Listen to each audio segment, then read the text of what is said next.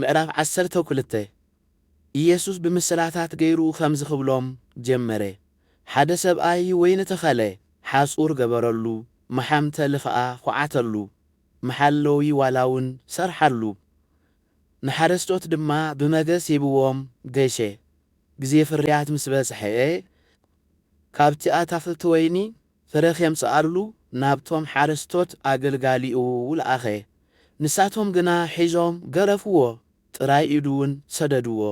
ደጊሙ ካልእ ኣገልጋሊኡ ናብኣቶም ለኣኸ። ብዳርባ እምኒ ፈግእዎ፣ ኣዋሪዶም እውን ሰደድዎ። ካልእ ድማ ለኣኸ፣ ንዕኡ እውን ቀተልዎ። ብዙሓት ካልኦት ከኣ ለኣኸ፣ ንገሊኦም ገረፍዎም፣ ንገሊኦም ድማ ቀተልዎም። ገና ሓደ ዘፍቅሮ ወዲ ነበሮ።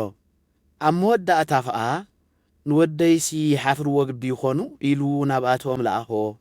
እቶም ሓረስቶት ግና እዚ እቲ ወራሲ እዩ ንዕንቕተሎ እሞ እቲ ርስቱ ኸኣ ንኣና ኺኸውን እዩ ተባሃሃሉ። ሒዞም ቀተልዎ፣ ካብቲ ኣታኽልቲ ወይኒ ኸኣ ናብ ወፃኢ ደርበይዎ። እቲ ዋና ኣታኽልቲ ወይኒ እንታይ ኮን ክገብር እዩ? መሲዩ ነቶም ሓረስቶት ይቐትሎም፣ ነቲ ኣታኽልቲ ወይኑ ኸኣ ንኻልኦት ይህቦ። እቲ ነደቕቲ ዝነዓቕዎ እምኒ ንሱ ርእሲ መኣዝን ኮነ። እዚ ካብ እግዚኣብሔር እዩ ንምርኣዩ እውን ዘደንቕ እዩ ዝብል ጽሑፍ ዶ ኸቶ ኣየንበብኩምዎን ኢኹም? መራሕቲ ኣይሁድ እዚ ምስላ እዚ ብዛዕባኦም ከም ዝተዛረቦ ፈሊጦም ነበሩ እሞ ክሕዝዎ ደለዩ። ነቶም ህዝቢ ፈሪሆም ግና ሓዲጎምዎ ኸዱ። ብቓሉ ከስሕትዎ ኢሎም ከኣ ካብ ፈሪሳውያንን ሄሮድሳውያንን ገለ ሰባት ሰደዱሉ። መጺኦም ድማ መምህር መገዲ ኣምላኽ ደኣ ብሓቂ ትምህር እምበር ንሓደ እኳ ኣይትፈርህን ኢኻ። ገጽ ሰብ ርኢኻ ዘይተዳሉ ሓቀኛ ምዃንካ እውን ንፈልጥ ኢና።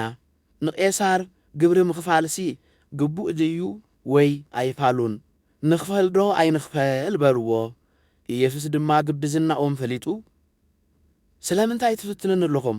ነቲ ዲናር ክርእዮ ኣምስኡለይ በሎም። ንሳቶም ድማ ኣምስኡሉ። ንሱ ኸኣ እዝስ መልኩዕን ጽሕፈቱን ናይ መን እዩ በሎም። ንሳቶም ድማ ናይ ቄሳር በልዎ። ኢየሱስ ከኣ እምበኣርሲ እቲ ናይ ቄሳር ንቄሳር፣ እቲ ናይ ኣምላኽ ከኣ ንኣምላኽ ሃቡ ኢሉ መለሰሎም። ብእኡ ድማ ገረሞም።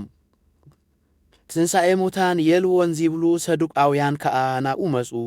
መምህር ሙሴ ሓደ ሰብ ውሉድ ከይወለደ ሰበይቱ ሓዲጉን ተሞተ ነታ ሰበይቱ እቲ ሓዉ ይውረሳ እሞ ንሓዉ ዘርኢ የቁመሉ ኢሉ ጽሒፉልና ኣሎ። 7 ኣሕዋት ነበሩ። እቲ ቀዳማይ ሰበይቲ ኣእተወ፣ ውሉድ ከይሓደገ ኸኣ ሞተ። እቲ ካልኣይ ድማ ወረሳ፣ ሓድጊ ከይሓደገውን ሞተ። እቲ ሳልሳይ ከኣ ከምኡ፣ 7ቲኦም ከኣ ሓድጊ ሓደጉን። ድሕሪ ኩሎም ድማ እታ ሰበይቲ ሞተት። 7ቲኦም ኣእትዮምዋ ነይሮም እዮም እሞ ብትንሣኤ ሙታት ምስ ተንስኡ ሰበይቲ መኖም ክትከውን እያ እናበሉውን ሓተትዎ። ኢየሱስ ከኣ መጻሕፍቲ ኾይነ ሓይሊ ኣምላኽ ሰኣን ምፍላጥኩም ደይኮነን ትጋገዩ ዘለኹም? ካብ ሙታት ምስ ተንስኡስ ከምቶም ኣብ ሰማያት ዘለዉ መላእኽቲ ኣምላኽ እዮም እምበር ኣይምርዓውን ኣየመርዓዕውን እዮም። ሙታት ከምዚ ትንስኡኸ ኣብቲ ብዛዕባ ቖጥቋጥ ዝዛረብ መጽሓፍ ሙሴ ኣነ ኣምላኽ ኣብርሃምን ኣምላኽ ይስሐቕን ኣምላኽ ያዕቆብን እየ ኢሉ ከም ዝተዛረቦ ዶ ኣየንበብኩምን ኢኹም? እምበኣር ንሱ ኣምላኽ ሕያዋን እዩ እምበር ኣምላኽ ሙታት ኣይኮነን። ንስኻትኩም ግና ኣዚኹም ትጋገዩለኹም ኢሉ መለሰሎም። ካብቶም መምህራን ሕጊ ሓደ ክርክሮም ሰሚዑ ጽቡቕ ከም ዝመለሰሎም ከኣ ርእዩ ቀረበ። ካብ ኩለን ትእዛዛትሲ ኣይነይቲ እያ ቀዳመይቲ ኢሉ ድማ ሓተቶ። ኢየሱስ ከኣ እታ ቀዳመይቲ እዚኣ እያ፣ ኦ እስራኤል ስማዕ፣ እግዚኣብሔር ኣምላኽና ንሱ በይኑ እግዚኣብሔር እዩ። ንእግዚኣብሔር ኣምላኽካ ብኹሉ ልብኻን ብኹሉ ነፍስኻን ብኹሉ ኣእምሮኻን ብኹሉ ሓይልኻን ኣፍቅሮ። እታ ቀዳመይቲ ትእዛዝ እዚኣ እያ። እታ ንኣ እትመስል ካልኣይቲ ድማ ንብጻይካ ከም ነፍስኻ ኣፍቅሮ እትብል እያ። ካብዚኣተን እትዓቢ ትእዛዝ የልዎን ኢሉ መለሰሉ። እቲ መምህር ሕጊ ኸኣ መምህር ብሓቂ ጽቡቕ ተዛሪብካ፣ ኣምላኽ ሓደ እዩ ብዘይካኡ ድማ ካልእ የልቦን ብኹሉ ልብኻን ብኹሉ ኣእምሮኻን ብኹሉ ሓይልኻን ከተፍቅሮ ንብጻይካ እውን ከም ነፍስኻ ከተፍቅሮ እዚ ካብ ኩሉ ዝሓርር መስዋዕትን ካብ መስዋዕቲ ሕሩድን ዝዓቢ እዩ በሎ። ኢየሱስ ድማ ብምስትውዓል ከም ዝመለሰ ምስ ረኣየ ንስኻስ ካብ መንግሥቲ ኣምላኽ ርሑቕ ኣይኮንካን በሎ። ደጊሙ ክሓቶ ኸዓ ሓደ እኳ ኣይደፈረን።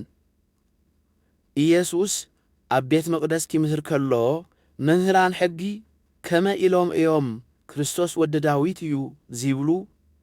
ዳዊት ባዕሉ ብመንፈስ ቅዱስ ጐይታ ንጐይታይ ንጸላእትኻ መርገጽ እግርኻ ክሳዕ ዝገብሮም ኣብ የማነይ ተቐመጥ በሎ ይብል። ዳዊት ባዕሉ ጐይታይ ካብ ዝብሎ ደኣ ከመይ ኢሉ እዩ ወዱ ዝኾኖ በለ። እቶም ብዙሓት ሰብ ድማ ባኺልዎም ሰምዕዎ።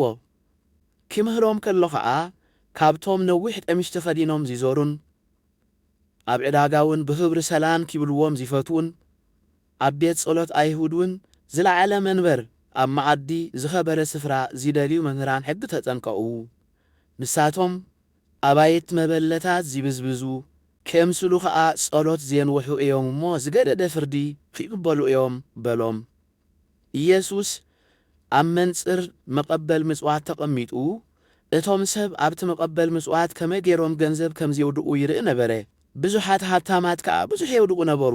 ሓንቲ ድኻ መበለት ድማ መጺኣ 2 ሳንቲም ዝኣክል ቆድራንቴን ኣውደቐት። ኢየሱስ ንደቀ መዛሙርቱ ናብኡ ጸዊዑ ኸዓ ካብዞም ኣብዚ መቐበል ምጽዋት ዘውደቑ ኩሎም እዛ ድኻ መበለት እዚኣ ዝበዝሕ ከም ዘውደቐት ብሓቂ እብለኩም ኣለኹ። ምኽንያቱ ኸዓ ኩሎም ካብ ተረፎም እዮም ዘውደቑ፣ እዚኣ ግና ካብ ድኽነታ ዘለዋ ኩሉ ጥሪታ እያ ዝሃበት በሎም።